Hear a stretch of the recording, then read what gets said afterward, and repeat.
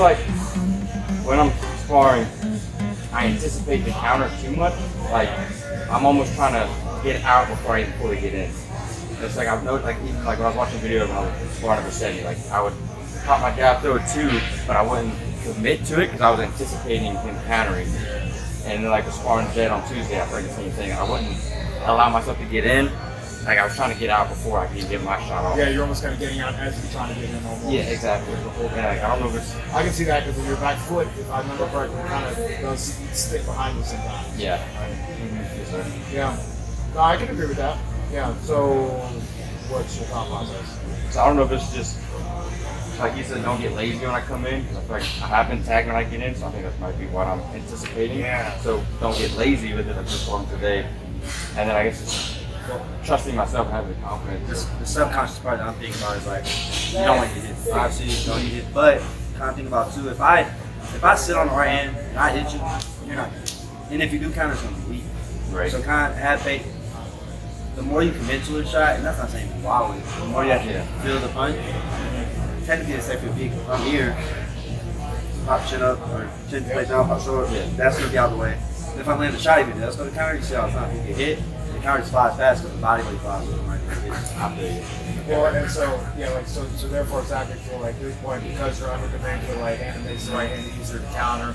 I feel more confident countering you coming in when I know that you don't believe in your right hand. Yeah. So that's one thing. And two is like, therefore, because of the feet hesitating you, which is kind of what I remember from watching this spot, that gets you stuck in that dead zone where it's like you're perfect to meet hits. You can't react. But then the third thing, I'll give you too many things, but the third thing, the last thing, is that probably, because I literally just had someone else talking about this, you might just be thinking too much about I'm using my jab to set. So it's obvious. Russ was jabbing, and they're watching the right hand. So like, okay, when's the right hand coming? There it comes, boom. And no matter how powerful it is, like, they know that that's coming. And if they know that's coming, they can react. And if they don't know, and if you jab, left hook to the body, or jab, left hook up top, or just left hook sometimes, I'm not sure. Now I'm thinking over here a little bit, and then we can get. Gotcha. Okay. So it's so easy to be like, jab, right hand. And again, like he said, it might be as simple as you just need to believe in it and throw it in a way that like will make you believe not even want to counter it. Or it's like you see like with Harold, I've worked on with Harold, where like he'll block a shot and they knock back sometimes. You can do the same thing to someone. So even maybe they were ready to block the shot, but because you actually throw the shot so hard, it makes it hard to counter the shot. Yeah, I got you. Sure. Okay. Because last year on that note too, remember that with body shots too. It's like the harder you throw a body shot, even if they block it, you freeze them for a second. Okay. So now they're frozen. And that allows you to do one of two things. Follow it up with another punch that lands, even if they block it, or at least you took away that counter from that arm. Okay, so they could counter from the other arm, they can't counter from that arm. And to this point as well, it might just be a simple case you don't bring it back, but you're not really trying to set up the right hand with the jab. You're just, and then trying to get the right hand. Starting splitting out some. If the jab knocks him out, the jab knocks him out. Throw the jab with intent to hurt. Don't throw the jab and fill in the gap and land. Hurt. Okay. If you're with jab, somebody's like, man, he gets hard with jab. So conscious, like, imagine with right hands, like, I can't believe it. And then they really don't want it. That's when the internal doubt starts to build, and that's when they really break it. That makes sense. Okay. Yeah, so take that into your next sparring. Yes, sir. Because again, dude, like, if I'm worried about the right hand, now I'm going to be more concerned about me trying to counter it. If I'm not worried about it, you're just playing right in your hand. But definitely your base hits spread. All right, headed out on the road for the pro boxer I train, Melody. She's going to get some real high-level work today. You got to jump at the opportunity. She's got to get some rounds in with Clarissa Shields. And what's great about getting work with someone at that level is that you get the rub. It's really awesome how getting that experience with somebody that good, you know, obviously they're an all-time great as a woman boxer. It rubs off on you, and you can bring that into your next sparring sessions, into your training, and into your fights. So this is really perfect for us, getting tuned up and lined up to get back up in the ring, hopefully really soon. It's a challenge with pro boxing to get back in the ring with the right opportunity. You could always try to just take a swing for the fences and see what happens. But you don't need to do that, particularly when you're a little bit up there in age. You don't have a lot of time. You don't need to just get the luck of the draw with pro boxing. You need to focus on being strategic and tactical with not only how you fight, but how you approach your career. So anyway, really excited for this opportunity. And also, I haven't met Claressa before, and it's an honor to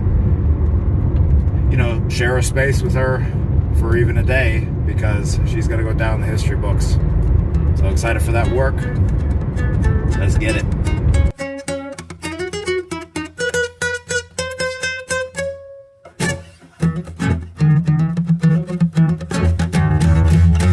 We got some good work with Claressa and Samantha Worthington. Forgive me if I'm saying her name wrong. But real top, obviously. Claressa top. Same with Sam. And the great work. And the great work with Jonathan.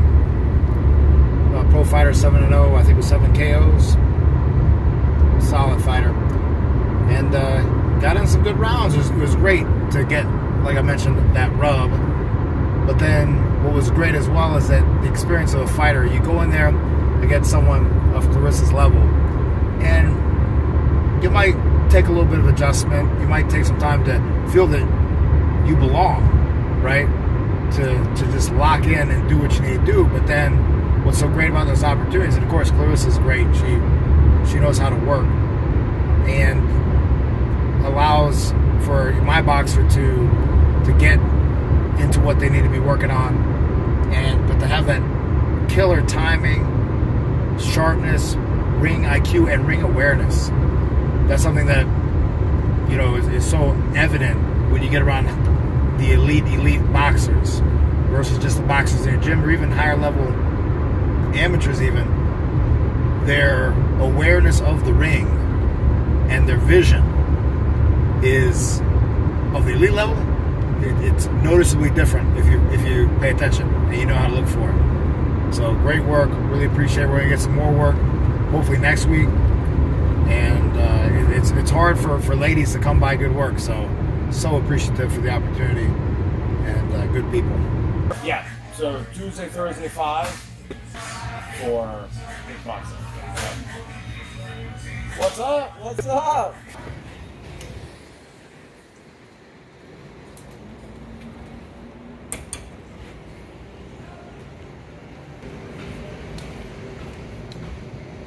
Throwing away a rotten tomato, just sitting right out there in front of the facility. Again, you got to do all the little stuff to do all the big stuff.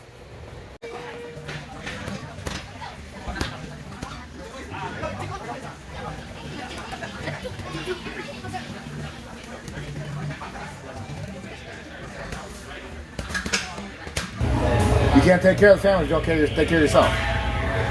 I mean, really, taking people isn't necessarily taking care. No, it's take care. That's yourself. That's your therapy, man. It's either that or therapy, right? So Save more money. hey, it is cheaper.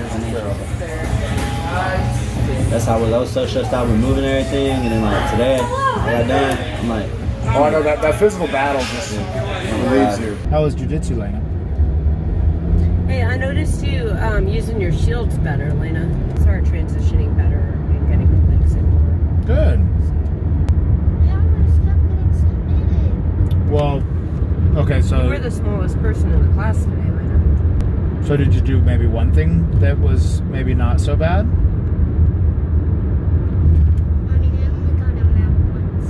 Okay, well, at least you got a mount once, because with Maisie, Lorelai, and Bentley, those are all pretty good kids, right?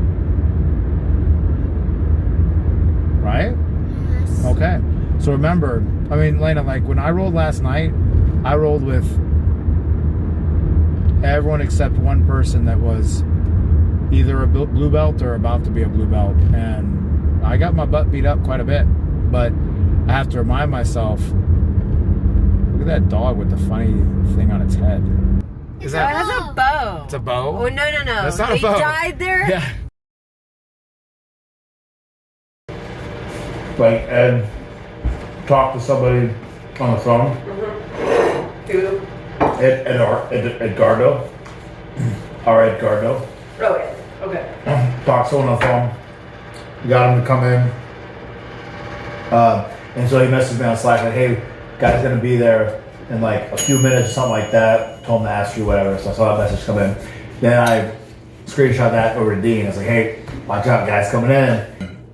And then Dean's like, okay, awesome. Sold them. And then he's like, actually sold them like 12 months, you know, like boom. It goes back to that thing of like what makes a good salesperson.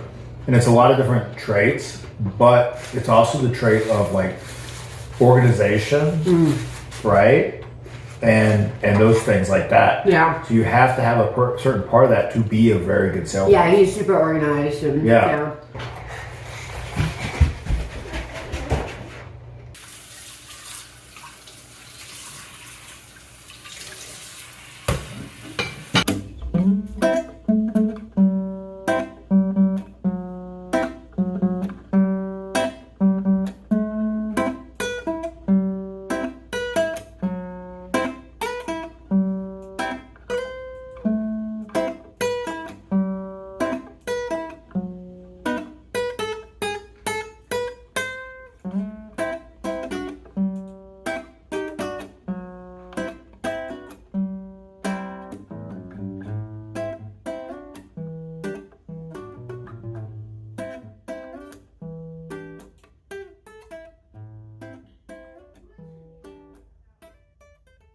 All right, guys, closing up shop. I got some work done working with reviewing video of the different people I work with and coach online, as well as checking out some other stuff that I do as far as building out creative materials, resources, everything else with boxing technique and whatnot that you guys experience. And it's about 12:23 a.m. So it's a good time to go to bed right now and wake up tomorrow and do it all over again. Whatever you do, guys, give it 100%. And don't fear death, but fear not truly living. If you like this video, change it up a little bit, let me know. If you don't like it, let me know too. And click subscribe if you haven't already. Check out the Patreon page, a lot of resources there I'm putting out for free, and also some great paid opportunities as well. And yeah, guys, see you on the next video. Have a good night.